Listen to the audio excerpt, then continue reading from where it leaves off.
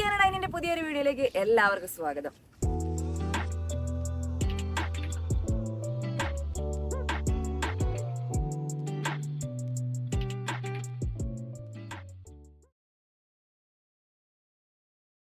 ഒന്ന് രണ്ട് മാസങ്ങൾ ചേർന്നാണ് ഇന്ന് നമ്മൾ വീഡിയോ എടുക്കുന്നത്.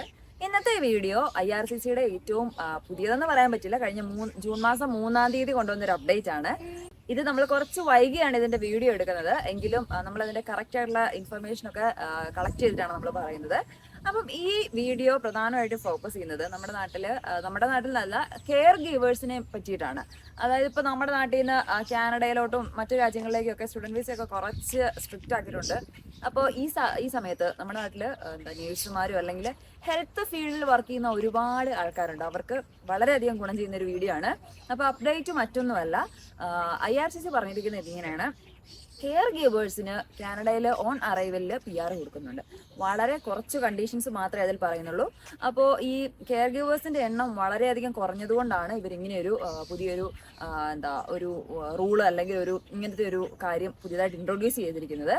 അപ്പോൾ ഇതിനകത്ത് ഇവർ പറഞ്ഞിരിക്കുന്ന കണ്ടീഷൻസ് എന്ന് പറഞ്ഞാൽ IELTS അല്ലെങ്കിൽ ലാംഗ്വേജ് പ്രൊഫഷ്യൻസി ക്ലബ് 4 ആണ്. വളരെ മിനിമം ആയിട്ടുള്ള സ്കോറാണ് ഇതിൽ പറഞ്ഞിരിക്കുന്നത്.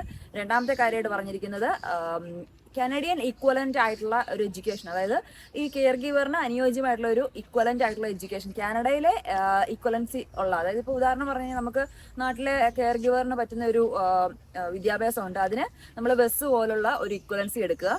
പിന്നെ പറഞ്ഞിരിക്കുന്നത് ഒരു ഓഫർ ലെറ്റർ ആണ്. പിന്നെ പറഞ്ഞിരിക്കുന്നത് നമുക്ക് റീസെന്റ് ആയിട്ടുള്ള അല്ലെങ്കിൽ കറന്റ്ലി വർക്കിംഗ് ആയിട്ടുള്ള ഒരാളായിരിക്കണം. എത്ര നാളത്തെ എക്സ്പീരിയൻസ് എന്നുള്ളത് ഇവർ പറഞ്ഞിട്ടില്ല.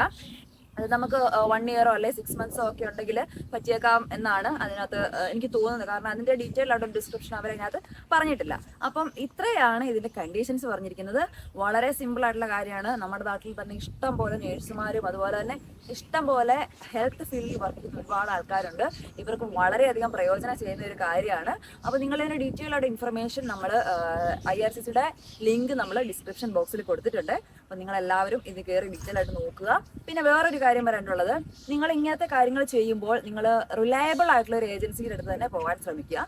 അപ്പം നമ്മൾ ഇത്രയും നാള് ഒരു വീഡിയോസിൽ നമ്മൾ ഒരു ഏജൻസിയെ തന്നെ നമ്മൾ പ്രൊമോട്ട് ചെയ്തിട്ടില്ല.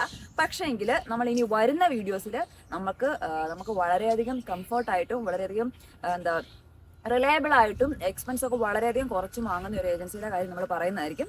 അത് നമുക്ക് PR വേണ്ടിയിട്ട് നമുക്ക് ഹെൽപ്പ് ചെയ്യുന്ന ഏജൻസിയാണ്. അപ്പോൾ നമ്മുടെ PR ഡീറ്റെയിൽസ് ഒക്കെ നമ്മൾ ഇനി വരും വീഡിയോസിൽ നമ്മളിനി പറയും. ഇനി നമ്മൾ കണ്ടിന്യൂസ് ആയിട്ട് വീഡിയോ ഇടാൻ ശ്രമിക്കുന്നതാണ്.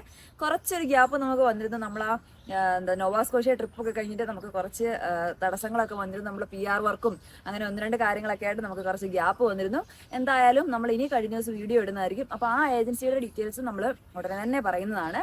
അപ്പോൾ ഇത്രയും നാള് നമ്മൾ വീഡിയോസ് ഇടാതിരുന്നിട്ട് നമ്മളെ സപ്പോർട്ട് ചെയ്ത ഒരുപാട് ആൾക്കാരുണ്ട്. അവർക്കെല്ലാം ആദ്യം തന്നെ ഒരു താങ്ക്സ് പറയുകയാണ്. പിന്നെ നിങ്ങൾക്ക് ഇപ്പം നമ്മൾ ഈ പറഞ്ഞിരിക്കുന്ന കാര്യങ്ങളിൽ എന്തെങ്കിലും ക്ലാരിഫിക്കേഷൻ നിങ്ങൾക്ക് ആവശ്യമായിട്ടുണ്ട് എന്നുണ്ടെങ്കിൽ നിങ്ങൾക്ക് നമ്മുടെ ഇൻസ്റ്റാഗ്രാമിലൂടെയോ അല്ലെങ്കിൽ ഫേസ്ബുക്കിലൂടെയോ അതും അല്ലെങ്കിൽ ഇമെയിലിലൂടെയോ ഇനി കമൻസ് ആയിട്ട് നമുക്ക് അറിയിക്കാവുന്നതാണ്.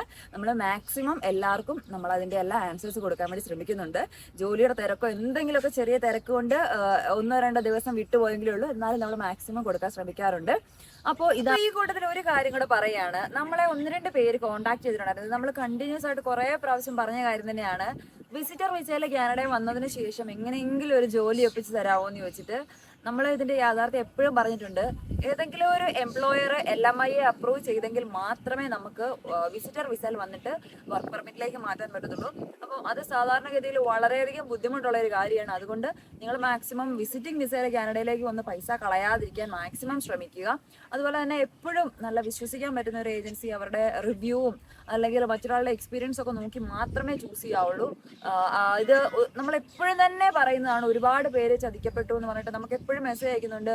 ഇന്നൊരു ഏജൻസി നമ്മുടെ ഇത്ര രൂപ പ്രോസസ്സിംഗ് എന്ന് പറഞ്ഞിട്ട് വാങ്ങി, PR-ന് വേണ്ടിയിട്ടെന്ന് പറഞ്ഞ് വാങ്ങി, ഇന്ന ഒരു സ്ഥലത്ത് ഇന്നൊരു സ്റ്റോർ ഉണ്ട്, അവിടെയായിട്ട് HR മാനേജറായിട്ട് അല്ലെങ്കിൽ സ്റ്റോർ അസോസിയേറ്റ് ആയിട്ട് $26 ഒക്കെയാണ്, ഇങ്ങനെയൊക്കെ പറഞ്ഞ് ഒരുപാട് മെസ്സേജസ് ഒക്കെ നമുക്ക് വരുന്നുണ്ട്.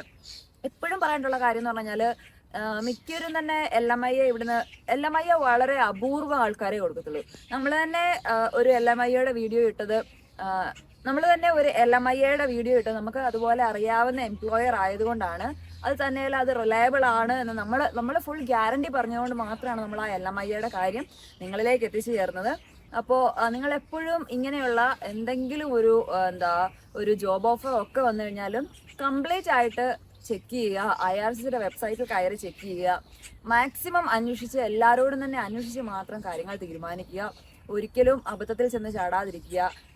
ചുമ്മാ ഏജൻസിക്കാരുടെ പ്രോസസ്സിംഗ് ഫീസ് എന്ന് പറഞ്ഞിട്ട് ഒരുപാട് പൈസ അതിലേക്ക് ചിലവാക്കി കളയാതിരിക്കാൻ ശ്രമിക്കുക. മാക്സിമം വിസിറ്റിംഗ് വിസയിൽ വന്നിട്ട് ജോലിയിലേക്ക് ട്രാൻസ്ഫർ ചെയ്യാതിരിക്കാൻ നോക്കുക. കിട്ടുന്നവരുണ്ട്, ഇല്ല എന്നല്ല, പക്ഷെ എങ്കിലും സാമ്പത്തികമായിട്ട് നമ്മൾ കുറച്ച് നമ്മുടെ കയ്യിൽ ഒരുപാട് സേവിങ്സ് ഒന്നും ഇല്ല, ജസ്റ്റ് ഒന്നേന്ന് തുടങ്ങാൻ വേണ്ടിയിട്ട് കാനഡയിലേക്ക് വരുന്ന ആൾക്കാർക്ക് അതൊരു നല്ല അടിയായിട്ട് വരാൻ സാധ്യതയുണ്ട്. അതുകൊണ്ട് എപ്പോഴും കാര്യങ്ങൾ ശ്രദ്ധിച്ച് മാത്രം ചെയ്യുക. അപ്പോൾ ഇതാണ് ഇന്നത്തെ അപ്ഡേറ്റ്. മാക്സിമം ഹെൽത്ത് കെയർ ഗിവേഴ്സിന് അല്ലെങ്കിൽ നഴ്സുമാർക്കോ കെയർ ഗിവേഴ്സിന് ഡോക്ടേഴ്സിന് എല്ലാവർക്കും ഈ വീഡിയോ ഷെയർ ചെയ്യുക. വളരെയധികം ഹെൽപ്ഫുൾ ആണ്. ക്ലബ് 4 മതി IELTS അല്ലെങ്കിൽ ലാംഗ്വേജ് പ്രൊഫഷൻസ് എന്ന് പറഞ്ഞു കഴിഞ്ഞാൽ വളരെ സിമ്പിൾ ആയിട്ടുള്ള സ്കോറാണ്. ഇത് നമുക്ക് ഉറപ്പായിട്ടും വാങ്ങാൻ പറ്റുന്നതാണ്. എക്സ്പീരിയൻസും വളരെ കുറച്ചാണ് പറഞ്ഞിരിക്കുന്നത്. എക്സാക്ട് പറഞ്ഞിട്ടില്ലെങ്കിൽ പോലും കൂടെ 1 ഇയർ ആണ് മാക്സിമം. ഇവിടെ PR എടുക്കാൻ പോലും 1 ഇയർ എക്സ്പീരിയൻസ് ആണ് ചോദിക്കുന്നത്. അപ്പോൾ എന്തായാലും മാക്സിമം ട്രൈ ചെയ്യുക. ഇങ്ങനെയുള്ള രീതികളിൽ നിങ്ങൾ കയറി വരികയാണെങ്കിൽ വളരെയധികം എളുപ്പമായിരിക്കും. കാരണം ജോലിയോട് കൂടിയാണ് നിങ്ങൾ കയറി വരുന്നത്. അപ്പോൾ ഇത്രയാണ് ഇന്നത്തെ നമ്മൾ വീഡിയോയിൽ പറയാൻ ഉദ്ദേശിച്ചിരുന്ന കാര്യങ്ങൾ. അപ്പോൾ എന്തെങ്കിലും സംശയം ഉണ്ടെങ്കിൽ നമ്മൾ പറഞ്ഞ പോലെ കോൺടാക്ട് ചെയ്യുക. അപ്പോൾ താങ്ക് യു ഫോർ വാച്ചിങ്. മറ്റൊരു വീഡിയോ കാണുന്നവരെല്ലാവർക്കും ബൈ ബൈ.